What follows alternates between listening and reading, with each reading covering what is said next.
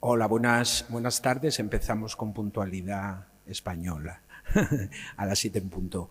Les damos la bienvenida al Museo Nicanor Piñole. Hoy iniciamos una edición más de nuestro ciclo de conferencias que denominamos la colección al detalle, obra artística y reflejo social. Ya llevamos varios años con estos ciclos en la que elegimos una obra de las colecciones de arte del Ayuntamiento de Gijón que conservamos en los museos de arte, el Jovellanos y el Nicanor Piñole, y un conferenciante relacionado de alguna manera, no estrictamente un historiador del arte, ni no necesariamente un historiador del arte, pero un conferenciante donde nos puede hablar de algún aspecto de dicha obra de arte, que la obra de arte, aparte de sus valores estéticos, siempre tiene un valor documental importante. En este caso, la obra elegida es un boceto para cartel de Piñole. Piñole fue, como todos los artistas de su generación, también fue ilustrador, también se ganó la vida como ilustrador. En la sala de aquí del museo, a la derecha, tenemos algunos de sus mejores ejemplos como ilustrador. Y elegimos un cartel que es el que ilustra la invitación de esta conferencia, un boceto para un cartel que creemos que es el que el artista diseñó para la primera Feria de Muestras de Asturias. Bueno, bien, esta es la obra elegida y nuestro conferenciante, tenemos hoy la suerte de contar con Enrique Loredo, que es, a ver, voy a leerlo bien, que no quiero... Es doctor en Administración y Dirección de Empresas por la Universidad de Oviedo y profesor titular de esta misma universidad. Es autor, en el año 2022 obtuvo el 24 Premio de Investigación Rosario Acuña por su biografía acerca del catedrático Antonio Camacho. Y precisamente del Gijón de Antonio Camacho es de lo que nos va a hablar. Antonio Camacho es una figura muy importante para nuestra ciudad y muy desconocida. Yo empecé a descubrirla, lo sabe Enrique, gracias a Francisco Cravifós, que es un colaborador del museo, muy estrecho del museo. Nosotros tuvimos la gran suerte y tenemos la gran suerte de contar con la enorme valía y la enorme sabiduría de Francisco Cravifós, que además siempre nos comentaba que Gijón tenía que ponerle una calle a Antonio Camacho. Empecé a conocer a través de su figura y luego, gracias a la coincidencia de que Enrique investigó y publicó un interesantísimo, muy entretenido y además muy bonito libro sobre Antonio Camacho.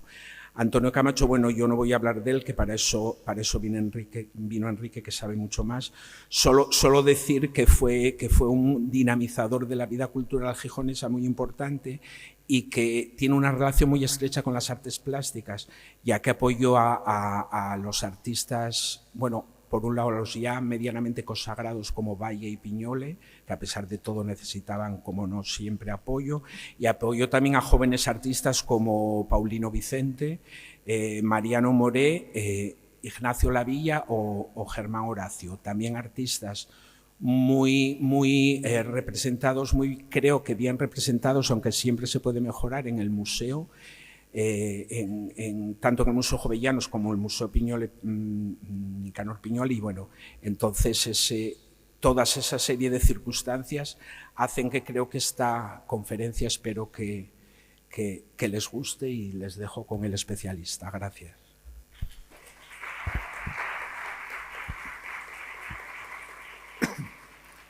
Bien, pues buenas tardes a todos los asistentes y gracias a la dirección del museo por invitarme a participar en esta serie de conferencias. Voy a comenzar de forma defensiva, ¿vale? Voy a comenzar con un aviso legal. Ahora, si entramos en cualquier página web o en cualquier asunto que hagamos, que tengamos que firmar, siempre nos ponen una cláusula digamos, de protección legal para quien va a hacer algo, ¿no? En este caso, mi contrato es con vosotros, voy a tener 50 minutos de charla y en esa charla quiero avisar que yo no soy un historiador del arte, ¿no? No soy un historiador de Gijón, no soy un historiador, yo soy economista y me parece en parte un poco osado, desde mi faceta de economista, hablar delante de personas que saben muchísimo más que yo de arte y de historia, pero bueno, a ver hasta dónde llegamos, ¿vale? Perdonadme los que sois más expertos las posibles incorrecciones o malas interpretaciones que pueda hacer de lo que voy a explicar. Comenzaré entonces con este viaje que os voy a proponer un tiempo atrás en un sitio que todos conocemos, ¿vale? Si nos fijamos en la pantalla vemos ahí un punto de la ciudad, el Paseo de Begoña, que nos es familiar a todos. Ese edificio lleva ahí desde 1911 y bueno, yo de niño me acuerdo bien de ese edificio porque ahí estaba el Café Useba y ahí va mi abuela todos los domingos a tomar un café, ¿no? Entonces, si hacemos un viaje desde este mismo sitio 100 años atrás, 101 años atrás, y nos situamos en el año 1924, y os pregunto, ¿qué veríamos en un siglo atrás desde ese mismo sitio? Pues veríamos la entrada a la primera feria de muestras que hubo en Gijón, porque la primera feria de muestras que tuvo lugar en la ciudad fue en 1924, agosto de 1924, y se desarrolló en el recinto ferial. Era una empalizada que cercaba lo que entonces se llamaba el Paseo de Alfonso XII, y ahí se concentraron todos los stands de las empresas y marcas comerciales que llevaron allí sus productos. Para que veáis que es exactamente el mismo sitio, si os fijáis, las ventanas coinciden y si abriésemos esa ventana, no hoy, si hace 100 años, estaríamos viendo efectivamente la entrada en la feria de muestras, que entonces se llamaba Asturiana.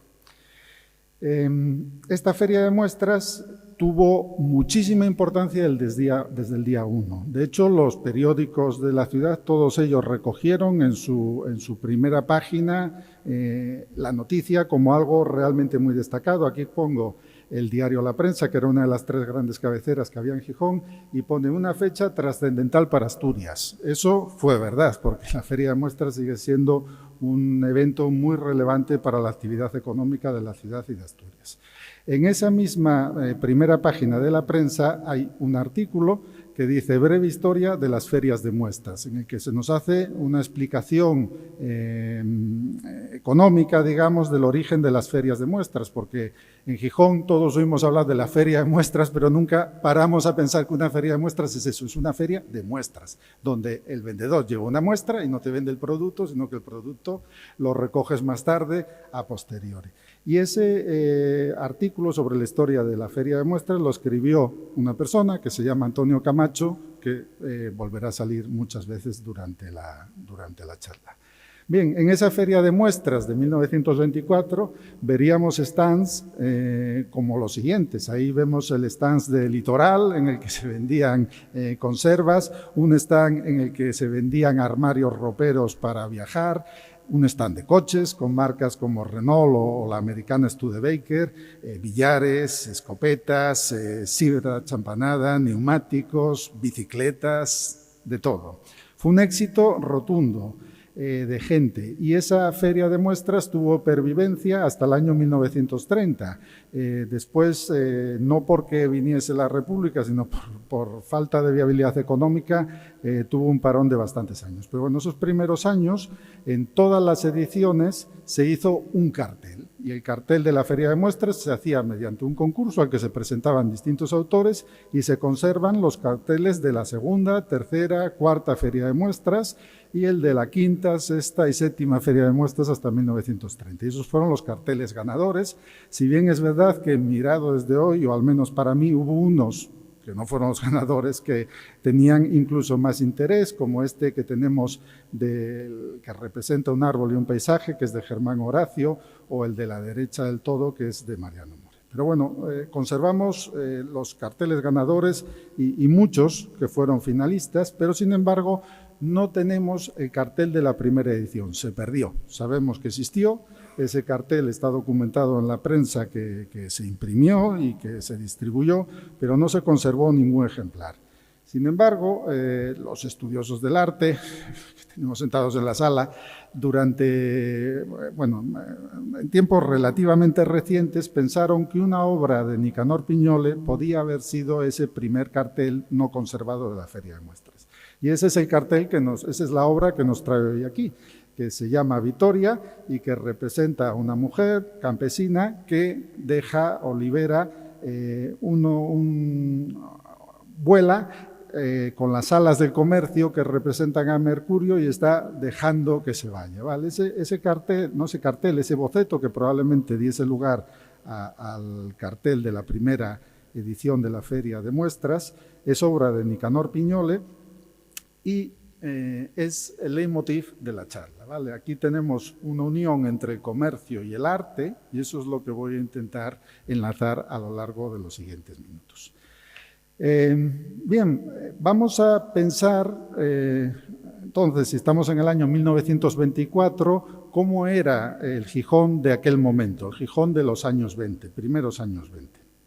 Bien, el Gijón de los primeros años 20 era un Gijón tremendamente próspero en el aspecto económico, porque la neutralidad española en la Primera Guerra Mundial provocó un boom económico tremendo en Asturias, especialmente por la minería del carbón. Se pusieron en explotación muchas minas en Asturias para contrarrestar la falta de producción de carbón en los mercados internacionales de Inglaterra, fruto de la Guerra Mundial. Entonces, en Asturias se hicieron verdaderas fortunas y ese carbón que salía de las cuencas mineras marchaba en gran medida al extranjero o a otros destinos a través del puerto de Gijón, aunque no solo. Y en Gijón se acumularon grandes fortunas, insisto, a raíz de la actividad carbonera y de toda la actividad industrial. Y acompañado con ello, pues hubo también un despegue de toda la actividad de servicios, lúdica y comercial, e incluso en aquella época a Gijón se le conocía popularmente como el pequeño Londres por la cantidad de opciones comerciales para comprar que había en la ciudad.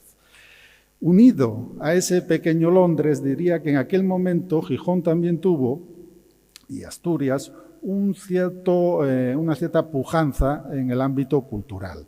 Entonces, lo que en el ámbito español se conoce como la Edad de Plata, esa época que va desde el principio del siglo XX hasta la Guerra Civil, en Gijón y en Asturias tuvo una representación, una significación bastante notoria y en parte gracias a la actividad que desarrolló el antiguo Ateneo Obrero de la ciudad.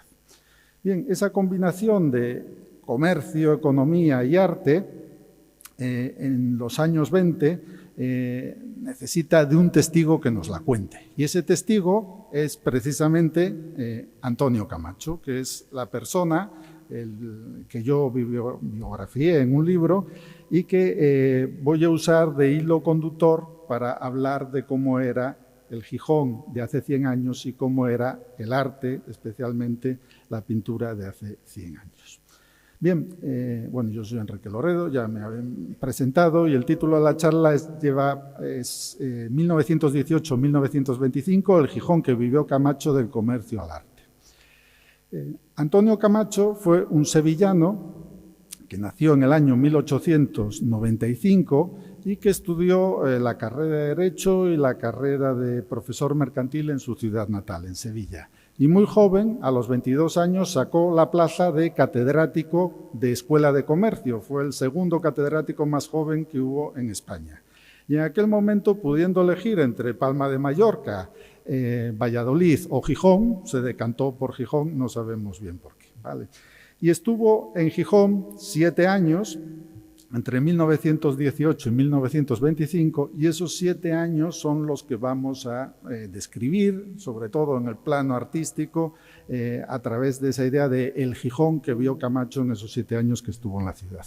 Anticipo que en el año 25, en junio del 25, consiguió volver a Sevilla, trasladó su cátedra de legislación mercantil comparada, economía política y legislación de aduanas a su escuela original de Sevilla y nada más llegar a Sevilla falleció con solo 29 años.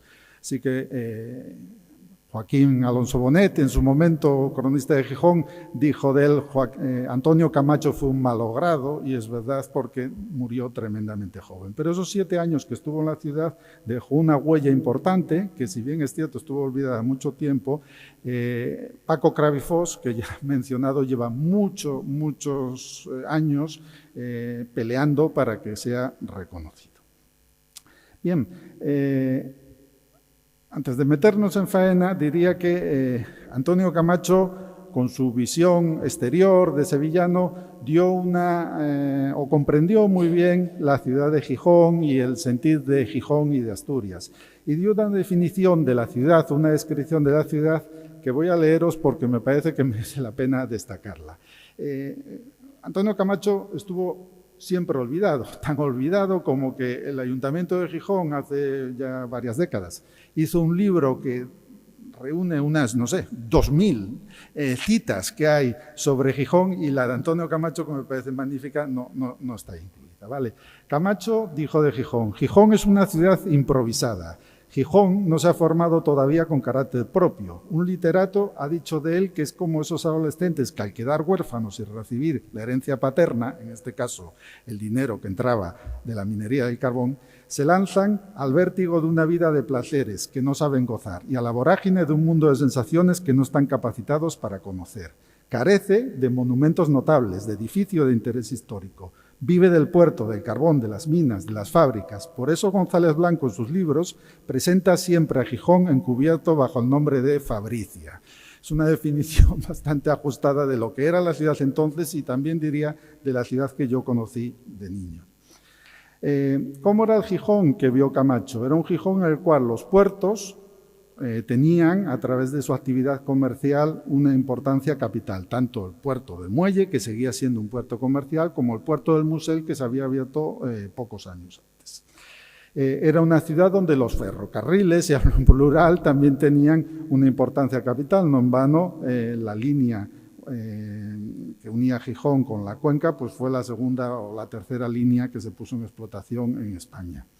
Era una fábrica, era una ciudad en la que las fábricas echaban humo por todos sitios y rodeaban el casco urbano o estaban metidos dentro del casco urbano. Yo os pongo unas fotos de la fábrica de sombreros, de la fábrica de Moreda, de la azucarera de Beriña o de los astilleros que ya había en toda la costa oeste. Ya que estamos en el Museo Piñole, pues pongamos la interpretación que Piñole hizo, por ejemplo, de la fábrica de Moreda, con un apunte que no sé si está expuesto en el museo, pero que lo saqué de algún libro.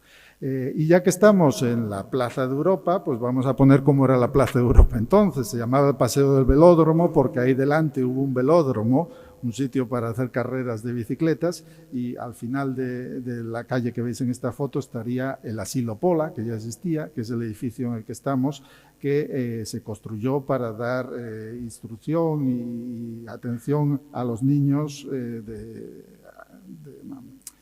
relacionados con la fábrica de vidrio que estaba justo enfrente.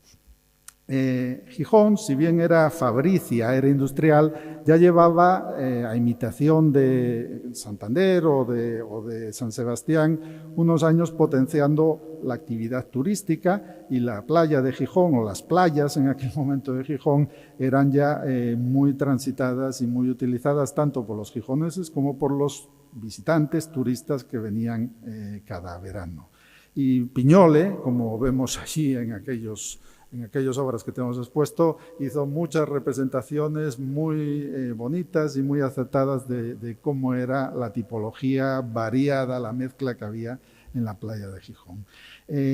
Gijón era bastante improvisado porque solo a una ciudad como Gijón se le ocurre meter una iglesiona donde no cabe, ¿no? En un sitio donde casi no hay sitio, ¿no?, para albergar una construcción tan grande. Pues esa construcción, la iglesiona, es del año 25, justo de la época en la que Camacho estaba por aquí. Hay cosas que no cambian. La calle Corrida era un aluvión de gente, aunque entonces todavía más, y a Camacho esto le llamaba mucho la atención y decía que no hay en Sevilla calle como en Gijón por la que se dan vueltas y vueltas sin parar, las vueltas de noria de la calle corrida. En esas calles del centro había, como dije antes, mucha actividad comercial, muchas tiendas punteras, una de ellas Masabeu, que tenía la empresa de Oviedo, tenía en Gijón una tienda donde se vendían todo tipo de telas y productos de moda a la parisiense, decía. Y hay cosas que perviven, pues como la pastelería, la confitería de la Playa, que no está donde ahora en la calle Corrida, sino que estaba frente a la Escalerona y se abrió precisamente en aquellas épocas. Así que podemos suponer que Camacho comió alguna princesita 100 años atrás. Camacho también se encontró en Gijón, o el Gijón que encontró fue un Gijón muy volcado al mar y a comer las cosas que salían del mar. Y le llamaba la atención cómo se vendían los productos en la rula, le llamaban la atención también cómo eran los chigres tradicionales y cómo se consumía tanto, digamos, la comida como las bebidas en la ciudad. Y esa ciudad tradicional, especialmente vinculada al barrio de Cima de Villa, consistía con ambientes mucho más modernos, cafés, restaurantes, hoteles que se habían implantado en las primeras décadas del siglo XX y que tenían una atmósfera, una decoración totalmente internacional y europea. Ese es el Gijón que vio Camacho, en el que, como veis, hay una combinación de tradicional, nuevo, fábrica, turismo, que en cierto sentido sigue existiendo en la ciudad que es Gijón hoy en día. Camacho, voy a ir sobre esto un poco más rápido para centrarme en la parte más artística, fue un personaje relevante en esos 7 años que estuvo en Gijón porque hizo muchas cosas. Él vino como catedrático de la antigua Escuela Profesional de Comercio de Gijón, pero aparte de ejercer como docente, se metió en otras 1000 faenas que comentaré, como dije, rápidamente. Bueno, en su faceta de catedrático en la antigua Escuela de Comercio, que estaba ahí al lado del Pachís, se desempeñó con mucho interés y con mucho esfuerzo y dejó muchos pupilos que continuaron con su trayectoria y algunos de ellos pues después fueron incluso directores de la Escuela de Comercio o rectores incluso en alguna universidad extranjera. Él llegó como catedrático, os dije, en el año 1918 para ejercer o impartir 3 materias. Legislación mercantil, porque él era abogado también, economía política, porque había estudiado comercio, y legislación de aduanas. Y en la Escuela de Comercio fue muy bien acogido por el director que había en aquel momento, que era Valentín Escolar, que también fue una persona con mucho impacto digamos, en la ciudad, y lo apadrinó enseguida, nada más llegar, y lo nombró bibliotecario del centro. Antonio Camacho es la persona que tenemos marcada en la pantalla con una línea roja encima de la cabeza, mientras que el director, Valentín Escolar, es el que está sentado en el centro de la fotografía. Esos son sus compañeros de claustro, gracias a una foto que conseguí de un nieto de Valentín Escolar que todavía está vivo, que reside en Barcelona. Vale. Bien, él indudablemente fue, bueno, tenemos aquí a la actual decana de la Facultad de Comercio, que es compañera mía y vino a asistir a la presentación, y en cierto sentido Antonio Camacho es un referente, o debe ser un referente para nuestra facultad, para la facultad actual. Aparte de ser catedrático, él ejerció la profesión de abogado y abrió un despacho de abogado en la Manzana de Capua, en el número 4, y ahí atendía a sus clientes, y sus clientes eran tanto empresas como particulares, y de hecho, al final cuando ya falleció en Sevilla, se abrió una petición popular para ponerle una calle en Sevilla, y muchas personas firmaron porque apoyaban a Antonio Camacho, que se nombrase una calle como Antonio Camacho, porque habían sido clientes suyos de su actividad como abogado. Bien, además de abogado fue economista en una época en la que los economistas no existían como tal, no había una carrera de economía en España y la economía se estudiaba en las facultades de comercio o se estudiaba en las facultades de derecho o en las escuelas de comercio. El economista en aquella época era alguien que había aprendido básicamente a través del ejercicio práctico de la profesión, y todos aquellos que escribían sobre economía lo hacían de manera bastante amateur, excepto algunos que eran capaces de redactar o escribir obras de un nivel un poco superior y que escribían en algunas, muy pocas revistas de economía que había en España. Bueno, pues Camacho fue uno de ellos y es uno de los autores que durante varios años escribió en la principal revista que había en aquel momento, que es la Revista Nacional de Economía. Y también escribió otras obras, muchas en prensa porque era publicista, pero en otros libros, documentos, informes, tratando todo tipo de cuestiones económicas relacionadas con Gijón y con Asturias.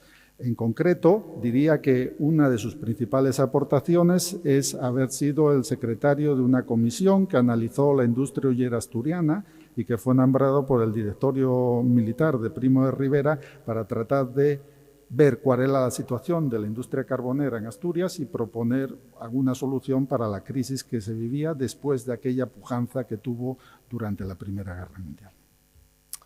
Como parecía que se aburría, Camacho también se metió a escribir frenéticamente artículos de prensa. Escribió en periódicos sevillanos antes de venir a Gijón, pero después al llegar a Gijón empezó a escribir en El Comercio y se puso al frente de un periódico que se fundó en el año 1921, que fue La Prensa.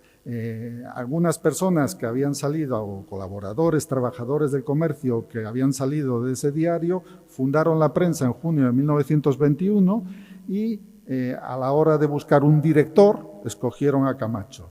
Y Camacho fue durante los primeros meses de La Prensa el director del periódico. Y de hecho su sucesor, que fue Joaquín Alonso Bonet, fue el siguiente director ya hasta que se cerró el periódico al inicio de la Guerra Civil. Bien, Camacho también tuvo una cierta participación, no voy a decir política, pero sí vinculada a la actividad política y ciudadana, y que tuvo su manifestación al menos en dos cuestiones relacionadas con Gijón y Asturias. En el año 23 hubo elecciones generales en España y la mayor parte de los concejos o de los distritos, digamos, rurales, eran o elegían a un representante en el que no había contrincante. Era un sistema muy caciquil y muchas veces desde Madrid se mandaba a paracaidistas que en cada uno de los territorios eran elegidos una y otra vez. Uno de esos distritos donde nunca había competencia era el distrito de Tineo. Por Tineo se presentaba un político que era el alcalde de Madrid, gobernador del Banco de España y también ministro varias veces en la última etapa de ministro de Asuntos Exteriores, cuando el desastre de Anual.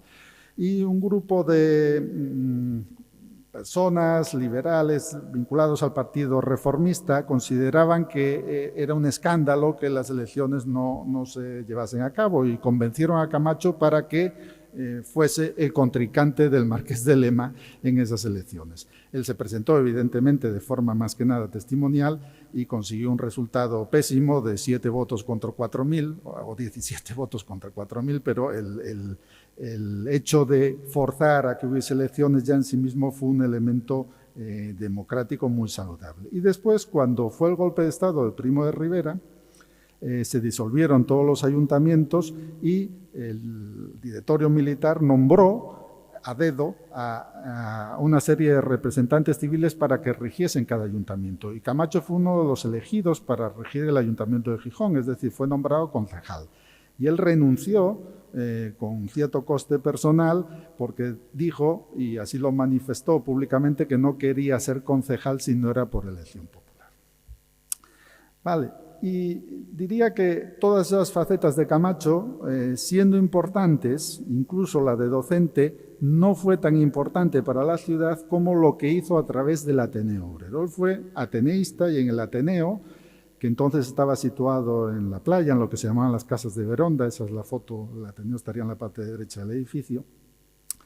En el Ateneo, Camacho tuvo una implicación desde el día 1, desde que llegó, ¿vale? Diría que su faceta ateneísta tuvo muchas aristas y mucha participación o gran participación, vamos a decirlo así.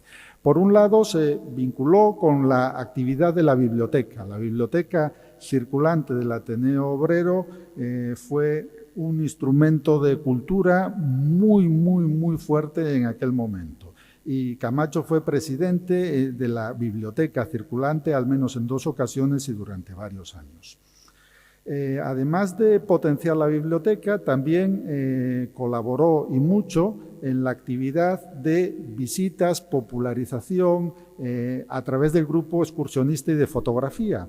Entonces, todos los fines de semana iban de excursión a algún sitio de Asturias para conocer los recursos culturales o los recursos puramente turísticos que hubiese en la región, ¿vale? Visitando activos o recursos como puede ser la cueva de Candamo, que él mismo ejerció en ella de interpretador y explicó la importancia de las pinturas de la cueva de Candamo. También se vinculó a la actividad ajedrecista del Ateneo Obrero, y el Ateneo Obrero en aquel momento fue el punto más fuerte del ajedrez en la región de Asturias. Y llegó a participar en partidas y a arbitrar a esa persona que tenemos ahí, que es Alekin, que fue campeón mundial de ajedrez durante bastantes años y que estuvo en Gijón para jugar una serie de partidas simultáneas, invitado por el Ateneo Obrero. También dentro del Ateneo se metió a apoyar a músicos que estaban empezando su carrera y que necesitaban apoyo. En concreto, había un violinista gijonés que se llamaba Jesús Fernández, que tenía muchas cualidades, pero que no tenía dinero para comprar un violín. Y fue un buen violín para concursar. Y fue Camacho el que a través de la prensa una y otra vez pidió a la gente que fuese a los conciertos para apoyar a Jesús. Os diría que esta foto, que aquí veis, es una foto de Julio Pintado, que me parece buenísima, y cuando la vi, representa un grupo de música de una academia que Camacho siempre llevaba al Ateneo para poner música en las conferencias, ¿vale? Y cuando vi esta foto dije, bueno, esto me suena, ¿no? Entonces superpuse esta foto con la Ronda Nocturna, un cuadro muy conocido, y los violines parecen las lanzas y la representación que tienen y la estructura me parecen muy similares. Es una foto preciosa que me parece digna de mirar con más calma. Y llego a la parte central, que es el papel que tuvo Camacho dentro del Ateneo como impulsor de nuevos artistas y de artistas, como dijo Satur, ya no tan nuevos, que constituían una modernidad que había en la ciudad en aquel momento en las artes plásticas. Aquí tenemos una foto, esta es de Vink, que después explicaré a quiénes vemos ahí, pero el que está rodeado de un círculo rojo fumándose un buen puro en un merendero de la Guía es Antonio Camacho. Vale, entonces, esto representa la vinculación entre Camacho y el arte, y es a lo que dedicaré los próximos minutos. Camacho, a través de las páginas de la prensa, del periódico, y también a través de la actividad del Ateneo, empujó y ayudó al menos, o de forma muy clara, al menos a 10 artistas de Gijón y de Asturias, no todos gijoneses, ¿vale? Entonces voy a hacer un repaso por esas 10 artistas que tuvieron mucho contacto con Camacho y que veréis que la mayoría de ellos pues, son figuras conocidas y consagradas, como puede ser Nicanor Piñole. Bien, empecemos por ahí. Nicanor Piñole, que nos acoge en su museo, diría que conoció a Antonio Camacho a través de amigos comunes, suele ocurrir, ¿no? Nicanor Piñole iba mucho a tertulias y una de las tertulias que solía visitar estaba en el Café Oriental. Y allí iba también Julián Ayesta, que era un amigo íntimo de Camacho. Entonces, a través de Julián Ayesta se conocieron y fueron entablando cierta relación y fueron apareciendo amigos comunes también. Diría que otra persona que vinculó a Nicanor Piñole con Antonio Camacho fue Ignacio Lavilla, otro pintor con el que Nicanor Piñole iba muchas veces de excursión en coche, en el coche del oftalmólogo Félix Fernández Balbuena, que vivía en lo que todos conocemos como la Casa de la Palmera. En ese núcleo de gente que presentó y que hizo, sirvió de nexo entre Camacho y Nicanor Piñole, es lo que a veces dicen que era la aristocracia genuina de lo que era la cultura en Gijón. Y a ellos podemos sumar pues otras personas que en esos años también estuvieron en la ciudad, como Moreno Villa o Gerardo Diego, y lo que escribía Camacho de Piñole mostraba un tremendo respeto por él y tenía claro que estaba ante lo que Camacho decía que era un maestro indiscutido. Con la otra gran figura de la pintura del momento, que era Evaristo Valle, Camacho también trabó relación, en este caso a través del Ateneo. Había dos personajes que iban todos los días, día y día, a jugar al ajedrez al Ateneo, que eran Juan Fernández Rúa, que fue un alumno de Camacho, y Fernando García Vela, que fue secretario del Ateneo muchos años y después marchó a Madrid y fue el secretario de la revista Occidente. Todas estas dos personas eran ajedrecistas compulsivos y a esas partidas que jugaban a diario a veces se sumaba Evaristo Valle, a veces se sumaba Camacho, entre otros, y ahí pues se conocieron. Diría que Camacho sintió inmediatamente una atracción hacia la pintura y hacia la personalidad de Evaristo Valle y escribió cosas como: Evaristo Valle es un pintor de excepción, Evaristo Valle ha venido de Madrid ya consagrado porque había tenido una exposición en Madrid en la que había triunfado, y ahora todos debemos procurar que en Asturias no se gaste. Tenía entonces claro que estas dos figuras, que ya en Gijón y en Asturias y a nivel español empezaba a tener reconocimiento, y en esa eterna comparación entre Piñole y Valle, Valle y Piñole, pues Camacho escribió lo siguiente: Piñole es el pintor de la niebla y Evaristo Valle es el pintor de la humedad. Más serio, más hondo, más evocativo, con una Asturias más hacia el pajar es el primero, más personal, más sugeridor, más égola, con una Asturias más hacia la costa el segundo. Lo cierto es que ambos, como nadie, representan el espíritu sano de la pintura propiamente regional, los colores de esta Asturias de los que ellos parecen tener el secreto. Leyendo más cosas, diría que, sin decirlo expresamente, yo creo que si tuviese que votar entre Piñole o Evaristo Valle, creo que Camacho habría votado Valle, y que no me oiga Piñole en este sitio en el que estamos. Pero es una percepción que nunca hizo, una percepción mía que nunca hizo expresa. Aquí tenemos la foto que os decía antes, en las que están Evaristo Valle, está Nicanor Piñole, Antonio Camacho, con motivo de la primera exposición individual que organizó el Ateneo Obrero de Gijón para el siguiente de los pintores de los que vamos a hablar a continuación, que es Paulino Vicente. Paulino Vicente está sentado en el medio, con traje claro, y a su derecha tendríamos a Evaristo Valle y al extremo izquierdo también sentado, flanqueando los dos factotum de la reunión, Valle y Piñole. Bien, hablemos ahora del siguiente pintor, y aquí ya hablamos de gente joven. Camacho era muy joven, pero en este caso Paulino Vicente era incluso más joven, era, podríamos decir, un chavalín que estaba empezando en aquel momento. Cuando Paulino Vicente fue invitado a realizar una exposición individual en el Ateneo Obrero, eso era una novedad. En Gijón y en Asturias había exposiciones colectivas, pero nunca se había hecho algo como eso en la ciudad.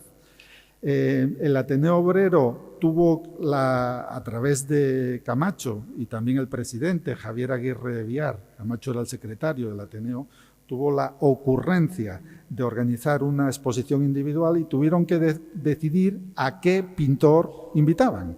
Y tuvieron cierto conflicto para escoger un pintor de Gijón, y entonces, para no liarse, pues trajeron uno de Oviedo y dijeron, cogemos uno de Oviedo y así no nos metemos en un lío de preferir a uno sobre otro. Escogieron a un jovencísimo, Paulino Vicente, e hicieron una exposición con unas 30 obras, y eso que tenéis en la pantalla es el catálogo de la primera exposición de Paulino Vicente en el Ateneo Obrero.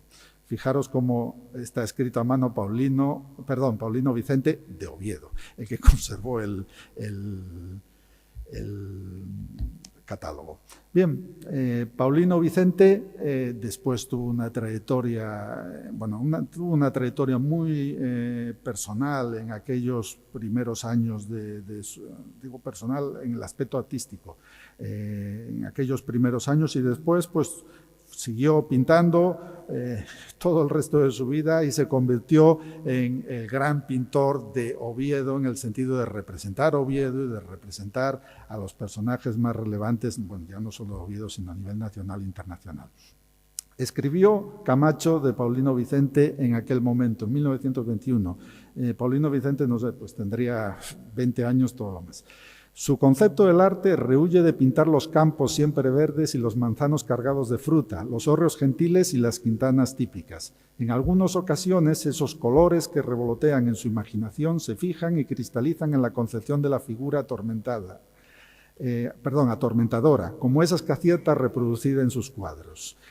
Si miramos a los cuadros de Paulino Vicente de aquella época, eran realmente modernos en el buen sentido de la palabra y diferentes, y diría que tienen un lenguaje que lo conecta con lo más moderno que se estaba haciendo en aquel momento en Asturias. La primera exposición de Paulino, la exposición individual de Paulino Vicente en junio de 1921 fue un éxito, e inmediatamente a continuación se vieron obligados a abrir una segunda exposición, y ahora sí, ya buscaron un pintor gijonés, un pintor más o menos de la misma edad, que fue Mariano Moré. Así que el testigo se lo pasó Paulino Vicente en esa reunión que tenemos de la guía al otro pintor que tenía al lado, que es Mariano Moré. Mariano Moré tuvo una importancia como pintor y también como ilustrador, y creo que, por ejemplo, este cartel que tenéis aquí en la imagen es bastante desconocido, y lo puse porque precisamente tiene que ver con la Exposición Universal de Sevilla.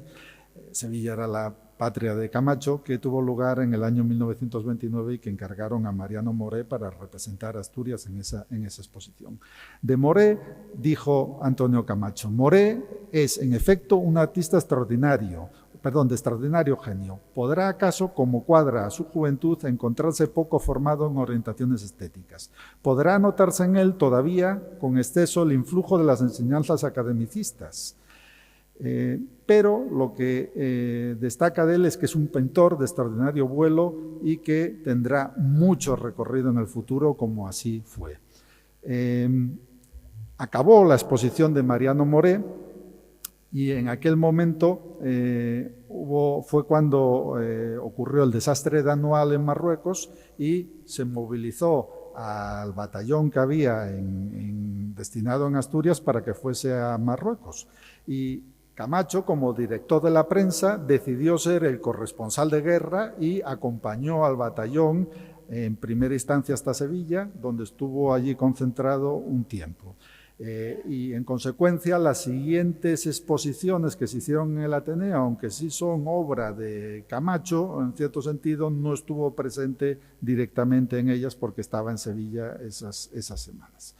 El siguiente autor que fue impulsado por Camacho es mucho más desconocido. Ya no hablamos de Paulino Vicente o de Mariano Moré, es Prida, José Solares Prida, que fue un hombre que tuvo una vida pues bastante desafortunada, digamos, en el aspecto económico, de triunfo y reconocimiento. Sin embargo, Prida, que hoy en día, insisto, es conocido, pero no mucho, tuvo un momento de gloria antes de venir a Gijón, siendo especialmente joven. Él era de familia muy humilde y tuvo que emigrar a América, emigró a Chile. Y en Chile, como él pintaba, se juntó con lo que era la vanguardia pictórica de aquel momento, y aunque aquí en España es poco reconocido, en Chile siguen considerándolo uno de los pintores vanguardistas de la época, y está considerado como un elemento más de lo que se llamó la generación del 13 en Chile. Y conservan algunas obras de Prida en Chile, como esta que tenemos aquí, siempre paisajes vinculados con la naturaleza. Y si os fijáis, esta obra de Prida pues no es muy distinta de alguna que tenemos ahí de Piñole, de las que pintó de su estancia en Carreño, en la villa de Chor. Decía Camacho de Prida que era el pintor enamorado de la naturaleza y cuya labor tiene un extraño parecido con la recientemente consagrada trayectoria de Darío Rebollos. Prida después se dedicó a otros menesteres y acabó pintando los carteles publicitarios de los cines de Gijón. Y también tenía una empresa con un sobrino de rotulación y de publicidad artística. Aquí os pongo cómo era el rótulo, digamos las facturas de Prida en los años 50 y cómo todavía reflejan el estilo de lo que podía ser la estética de los años 20, 30 que hubo en su momento. A pesar de que Camacho siempre tuvo tendencia a apostar por los jóvenes, también rescató del olvido a un pintor hoy muy desconocido que es Lorenzo Lladó. Lorenzo Lladó era un pintor catalán de Sabadell que vino a Gijón ya bastante mayor y consagrado como pintor para ejercer de profesor en la Escuela de Artes y Oficios, y aquí en la ciudad se dedicó a pintar sobre todo marinas, paisajes costeros. Y empezó a ver mal y tenía muchos problemas de vista, ya era un hombre muy mayor y sin embargo Camacho le invitó a ser el siguiente expositor individual en el Ateneo Obrero. Y dijo de él, fue en su juventud pintor consagrado y todavía conserva sus antiguos laureles. De todos los que vamos a hablar aquí, quizás sea el pintor hoy en día menos reconocido y menos destacado. Por quien realmente Camacho tuvo predilección fue por Germán Horacio. Germán Horacio era el hijo de Pachín de Melás y era un pintor bastante autodidacta, ilustrador, que tuvo una actividad pictórica ya desde muy joven, pero que no tenía medios, su familia no tenía medios para formarle o para poder enviarle a Madrid a estudiar en la escuela o para conocer al menos, si no formalmente en la escuela de arte, para conocer las actividades que estaban haciendo más innovadoras los pintores de la época. Y Camacho hizo una verdadera campaña para ayudar a Germán Horacio a progresar. Decía Camacho de Germán Horacio, si en Asturias pudiera haber un mecenas, si alguien quisiera gloriarse de proteger un artista de fibra, ese sería Germán Horacio. Y diría que Germán Horacio, después veremos alguna cosa más de él, yo creo que sus carteles están, en mi opinión de aficionado al arte, están en la gama muy alta de lo que es la estética de los carteles de la época. Además, yo en su momento, hace muchos años, participé en el libro de la Escuela de Comercio. Hicimos un libro sobre el centenario de la Escuela de Comercio y en su momento había visto esta foto, que es la foto en la que está Pachín de Melas en el medio, vigilando, que habían trasladado a la antigua Escuela de Comercio los restos de jovellanos para que no se perdiesen durante la contienda. Y siempre había visto a Pachín de Melas y recientemente me di cuenta que quien está sentado a lo suyo con un traje claro es su hijo y ese es Germán Horacio. Germán Horacio, que además tuvo una vida ya después difícil, como otros muchos, que cuando cayó el frente de Asturias, él marchó como otros en un bow, en un barco, pero en vez de ir hacia Francia, decidieron ir toda la costa española dando una vuelta para intentar llegar a Valencia. Iban navegando por las noches y consiguió dar toda la vuelta a la península en un barco pesquero sin ser capturado. Otro pintor, ilustrador, protegido, muy protegido en este caso de Antonio Camacho, es Ignacio Lavilla. Ignacio Lavilla conoció a Camacho en el Ateneo y inmediatamente Camacho decidió que tenía que tener un papel protagonista en la ilustración de las ilustraciones de las actividades que Camacho organizaba en esa entidad y le fichó para que fuese el ilustrador, por ejemplo, de todas las publicaciones que hacía la Biblioteca Circulante. Aquí tenemos una, siendo Camacho presidente de la Biblioteca Circulante, Ignacio Lavilla era el ilustrador. Y después Camacho escribió 2 libros de economía, o mejor dicho, un libro con 2 tomos. Con un nombre verdaderamente estrafalario y que se llama Ensayo de unos rudimentos de economía moderna. Bueno, pues el ensayo de unos rudimentos de economía moderna en 2 tomos, las 2 portadas fueron obra de Ignacio Lavilla, especialmente la del tomo 2 me parece muy buena y además, como veis, contiene los símbolos del comercio coincidentes con la obra de Piñole. Y a Ignacio Lavilla, pues curiosamente encontré en la biblioteca pública Jovellanos el libro que le dedicó Antonio Camacho a Ignacio Lavilla, manuscrito, y dice: Ignacio Lavilla, que aunque es pequeño, porque era de baja estatura, es muy grande, y cuya portada es el único consuelo que encontró la niña condenada por la caraba a la lectura de este libro. Se supone que alguien, por algún motivo relacionado con el cuento de la caraba, tuvo que leer el libro de Antonio Camacho y decía que lo único bueno que encontró fue la portada de Ignacio Lavilla. Más. Ya veis que la nómina de personas es larga, José Moreno Villa es uno de los personajes clave de la generación del 27 y de todo el dinamismo que hubo en Madrid en aquel momento. José Moreno Villa era un malagueño que había tenido mucha relación con los hermanos Orueta, que también uno de ellos y otro tío recalaron en Gijón. Y fue un tiempo corto, durante unos 2 años, el bibliotecario del antiguo instituto, del Instituto Jovellanos. Y durante su estancia aquí, pues hizo una recopilación de los dibujos del Instituto Jovellanos que conservaban de la época de Jovellanos. Entonces se conserva el catálogo de Moreno Villa como uno de los principales registros de toda esa obra perdida durante la Guerra Civil. José Moreno Villa es un pintor muy reconocido y que tiene obras pues, por parte de México, en España, en los principales museos españoles. Y diría que la importancia de Moreno Villa en este caso es que él empezó a dibujar en Gijón y empezó a dibujar cuando estuvo aquí y empezó a hacer sus pinitos como pintor justo cuando conoció a Antonio Camacho en el Ateneo. De hecho, hace 100 y pico años en Ucrania estaban en guerra exactamente igual que ahora. Era la guerra civil, la triste guerra civil rusa.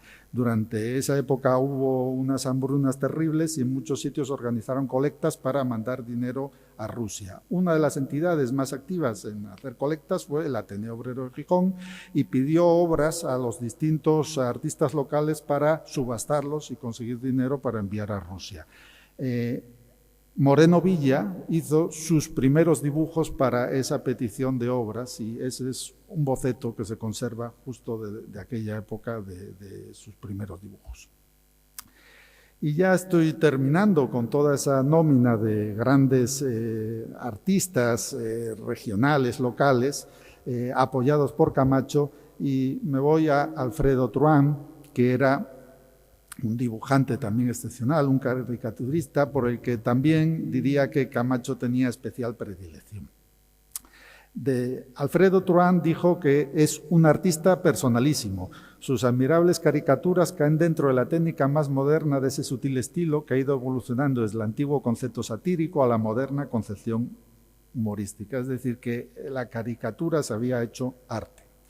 Esos 10 personajes no fueron los únicos artistas con los que Camacho tuvo trato y a los que trató de impulsar. Diría, por mencionar alguno más, muy rápidamente, Goico Aguirre, no gijonés, pero sí de Oviedo, o por ejemplo Jesús Gargallo, un artista muy desconocido del que Satur dio una charla precisamente en este mismo ciclo hace un año, me parece, o algo así, ¿no? Y del que se conserva prácticamente nula obra escultórica, pero una descendiente tiene un cuadro que ahí tenemos y que tiene, a mi gusto, también bastante relación con algunas cosas que vemos por aquí de Piñole. Bien, para concluir este repaso entre Camacho y el arte, os voy a proponer... No vamos a decir un juego, me propuse a mí mismo un juego, que es el de decir, bueno, cuando escribí el libro seleccioné obras de estos artistas que me parecían representativas de ese periodo y dije, vale, pues para cada obra voy a tratar de encontrar una foto que sea parecida a la obra. Es decir, primero escogí la obra, tenía las obras y dije, bueno, pues ahora a ver si encuentro una foto que me lleve a pensar cuál fue el modelo en el que se inspiró esa obra, y veréis que salen cosas bastante asombrosas, ¿vale? Bueno, el primer tema sobre el que tenemos que hablar es la playa, ¿no? Entonces, la playa, evidentemente, que vemos obras de Piñole, ya sabemos que vamos a ir por Piñole, pero bueno, las fotografías que conservamos de la época representan más o menos lo mismo que pintó Piñole, y vamos a comenzar entonces pidiéndole a Piñole una obra y vamos a ver qué fotografía podemos asociar a esa obra. Mirad, esta foto de Constantino Suárez a mí me parece exactamente lo mismo, las mismas personas, en vez de mirando hacia adelante, mirando hacia atrás que las obras de Piñole. A veces resulta sorprendente el parecido que hay entre la fotografía y lo que vemos plasmado en las obras artísticas, porque no representando la misma situación podríamos imaginar que esas dos chicas son las mismas que están leyendo algo en la foto de abajo, y eso nos permite poner colores a las fotos y entender cómo eran los colores que estaban obviando las fotografías en blanco y negro. Segundo tema, la aviación. En aquellos años las avionetas eran una enorme modernidad y entonces en todos sitios aterrizaba un avión, una avioneta, había exhibiciones de avionetas y ahí tenemos en la playa de Gijón, en el muelle, o en Arriondas, la foto de arriba, situaciones en las cuales un aviador venía y la gente de la ciudad iba a observar ese fenómeno. La cosa es que cómo verían en el campo, en el mundo rural asturiano, las avionetas. Y eso se lo vamos a pedir a Evaristo Valle. Le vamos a decir, Evaristo, ¿cómo vería esta familia asturiana una avioneta? Y Evaristo pues lo pintó algo así, mirando hacia el cielo y diciendo, ¿qué será eso? Eso es un avión. De nuevo voy a los colores. La foto en blanco y negro nos hace perder o comprender, o no nos permite comprender cómo eran los colores que realmente estaban detrás de esa fotografía. Tercera obra. Vamos a hablar ahora de Paulino Vicente. En los años en los que Camacho estuvo aquí fue cuando se inauguró la gota de leche, gracias al impulso del doctor Avelino, que fue digamos, el alma mater de toda la institución de atención a la infancia en Gijón durante mucho tiempo. En este caso le vamos a pedir a Paulino Vicente que haga un retrato sobre la promoción de la lactancia materna que se hacía en aquel momento. Y podemos decir que esto sería la representación fotográfica de aquella época, una foto de 1915, y si cogemos esa mujer, en el momento de la lactancia vemos que es muy parecido también en situación a lo que vemos en este cartel que hizo Paulino Vicente precisamente para el Instituto de Puericultura, para la gota de leche. Bien, ambientes fabriles, fundiciones, forjas, fábricas, eso que era Gijón, la Fabricia, se lo vamos a pedir a Mariano Moré. Y a Mariano Moré le pedimos que nos diga, oye, estos obreros que están ahí alimentando una forja o en un proceso, bueno, en este caso una fundición, ¿cómo los representarías en un cartel? Y el cartel que vimos antes de la feria de muestras refleja más o menos esa situación o una situación parecida a la que podemos ver en esos obreros que alimentan con madera la caldera. Cuando pensamos en Gijón, ese Gijón que vio Camacho, nunca nos vamos al extrarradio. Y el extrarradio de la ciudad estaría constituido por casas bajas, construcciones irregulares y muchas veces empalizadas de madera, bastante desastrosas, diría, de organización y de conservación. ¿Cómo podemos ver cómo era realmente de colores o los colores de esa situación? Y os pregunto, os pido que pongáis colores ahí, a ver si acertáis. ¿Qué colores podrían ir asociados? Diréis, bueno, pues las tejas eran naranjas. Eso se lo vamos a pedir a José Solares Prida. Y Prida nos dijo, bueno, pues esta foto que encontré de Constantino Suárez, vamos a ver cómo puede ser parecida a una obra de Prida. Y veréis que esto es Asturias, la portiella puede ser azul, cosa que inicialmente en la foto no sospecharíamos que fuese así. La bahía de Gijón, esto es más fácil, lógicamente se lo tenemos que pedir a Lladó, que era el que pintaba marinas, y generalmente pensamos en paisajes marinas en las que predomina el azul, y sin embargo aquí vemos el atardecer y ese fenómeno del sol marchando entre nubes que también es muy gijonés. Fútbol. Camacho escribió de fútbol, aunque no le gustaban nada los deportes, no le gustaba asistir como espectador al fútbol, pero sin embargo le parecía un fenómeno que merecía un análisis económico. En el libro hay un artículo de Camacho, describe una justificación de por qué las empresas apoyaban a que los empleados jugasen al fútbol. Pero bueno, no es el caso ahora de lo que nos ocupa. Aquí tenemos al Sporting de la época jugando en el llano, donde ahora sería el Boulevard de la Lestra, y los típicos partidos de fútbol que nos encontraríamos una y otra vez. Pues pongamos colores a esto, y esto se lo vamos a encargar a Germán Horacio. Avanzo una cosa para decir que fijaros en las corbatas de Germán Horacio, qué modernas eran las corbatas que tenía en aquel momento, y después hablaremos más de corbatas. Bien, hay que poner colores aquí. Y este es probablemente uno de mis obras favoritas, de las que seleccioné para el libro. Este cartel de Germán Horacio en el que el portero, que es multicolor, en los calcetines, en la camiseta, está despejando exactamente igual o en postura muy parecida en la foto de Constantino Suárez que tenemos de unos años posteriores. Y que también tiene cierta relación con un cuadro que tenemos ahí, decía, de Piñole, en el que pintó a su primo vestido de futbolista. Otra situación en la que podemos buscar cuadro y foto sería la de las pruebas atléticas, no el fútbol.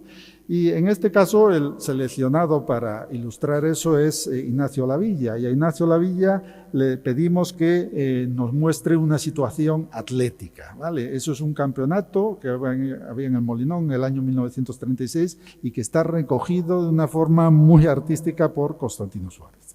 Bien, pues os diría que en uno de los diplomas que ilustró Ignacio Lavilla, pues hay unas figuras de clásicas, digamos, de griegas probablemente, y si nos fijamos en los cuerpos del fotografiado y de los los hombres pintados ahí, vemos que la musculación, todo es muy parecido. Quedan dos, muy sorprendentes. Fijaros, los ciegos, los músicos invidentes siempre tuvieron mucha atracción para fotógrafos. Y aquí tenemos dos fotografías de músicos ciegos que iban por los pueblos. Y Moreno Villa, que estuvo en Gijón, como dije antes, aprendiendo a pintar a principios de los años 20, nos dejó un dibujo que para mí tiene un asombroso parecido con una fotografía 10 años posterior. Aquí tenemos la foto en la que se ve una banda de ciegos tocando en la playa de Gijón. Y fijaros que esto es el dibujo que hizo 10 años antes Moreno Villa sobre una bandina de ciegos tocando en algún sitio de Gijón. Yo creo que casi podríamos decir que son los mismos protagonistas. Y ya para terminar, os diría que dejamos a Alfredo Turán y vamos a las corbatas de colores, las corbatas llamativas, las corbatas más estrafalarias que nos podemos encontrar en muchas fotos de estudio de aquella época, ¿no? Y esto se lo pedimos a Alfredo Turán y le decimos, venga, ponnos colores a las corbatas. ¿Cómo eran las corbatas? Encontré por casualidad una foto del año 1915 de este personaje, alguien anónimo, una fotografía de Modesto Montoto del año 1915, hombre con bastón. 1915, 1929, parece el mismo hombre, parece la misma persona, diría que lleva la misma corbata, ¿vale? Es bastante asombroso el parecido que hay entre una y otra situación, una fotografía de Piloña y un cuadro de Gijón separados 15 años o 14 años. Bien, voy terminando. Antonio Camacho fue un personaje clave en la promoción de artistas jóvenes en Gijón en aquella Edad de Plata, que se vivía en la región en aquel momento, y su relación con estos artistas creo que es oportuna y es oportuno destacarla porque nunca se ha reconocido lo suficiente. Yo creo que todos ellos en alguna medida deben algo a Camacho en la proyección de sus carreras y Camacho pues cayó en un olvido total y bueno, pues hacemos bien, creo, con este acto en reclamar la participación de Camacho.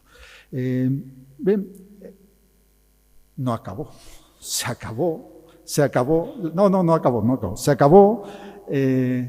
la historia. ¿Por qué se acabó la historia? Porque, como os dije antes, Camacho en el año 1925 consiguió, en junio del 25, su traslado a Sevilla, llegó a Sevilla y 15 días después murió por tifus. Y en el libro hago hago esa suposición que el cuadro que hoy nos ocupa es Asturias diciendo adiós y gracias a Camacho en su partida. Entonces creo que este cuadro, más allá del elemento objetivo que tiene de poder haber sido el boceto para el cartel de la primera Feria de Muestras de Gijón, para mí lo que representa es el agradecimiento de la ciudad y de Asturias, una figura que pasó por aquí y que fue muy importante para la ciudad, no solo en el aspecto artístico, y que yo creo que eso tenemos que reivindicarlo como una cosa positiva. Es decir, necesitamos más gente, más personas, todos los sitios que vengan, que aporten y que tengan o que dejen una huella en la ciudad, como hizo Camacho. No vine a hablar de mi libro, pero ya que estamos aquí, tenéis un libro que puede ser descargado gratuitamente, la edición digital, no tenéis más que meter el título, después os traje aquí Si queréis llevaros un marcapáginas, lo podéis coger y así tenéis el título, no tenéis más que meter el título y en la página web de la Universidad de Oviedo podéis descargarlo gratuitamente. Y además de gratuitamente, también hay una segunda edición que se puede comprar, que se publicó gracias a la Fundación Álvaro González y que podéis comprarlo en la propia Fundación Álvaro González y en alguna librería de Gijón, como la librería de Bolsillo, que está en la calle Márquez de Casavaldes. Y nada más, espero que Camacho a partir de ahora sea para vosotros alguien más familiar y que podamos decir, si esta conferencia se pone en YouTube o donde esté, que Camacho realmente fue una persona relevante y muy relevante para el arte en Gijón hace un siglo. Nada más, muchas gracias.